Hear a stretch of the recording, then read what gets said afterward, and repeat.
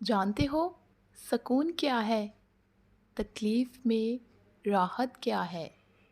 مر رہا ہو انسان تو سانس کیا ہے؟ بے حد تکلیف میں صبر کیا ہے؟ جب سب ختم ہو رہا ہو تب بھی ایک سکون کا احساس کیا ہے؟ دل کا وہ حصہ جس میں رب بستا ہے، سکون ہے، راحت ہے، ایک امید ہے، ایک نئے سورج کی کرن ہے، ایک امید ہے جس سے سفر کو پھر سے شروع کیا جاتا ہے۔ راحت ہے کہ وہ سب سمجھ رہا ہے، وہ سب جانتا ہے۔ تم غم نہ کرو، تمہارا رب ہمیشہ تمہارے ساتھ ہے اور رہے گا۔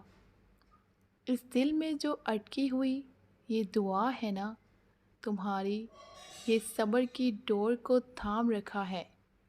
تم نے یہی ایک دن کن فیکون کی خوبصورت منزلوں تک لے جائے گی اور تمہیں مطمئن کر دیا جائے گا، تمہارا انتظار تکمیل تک پہنچ جائے گا۔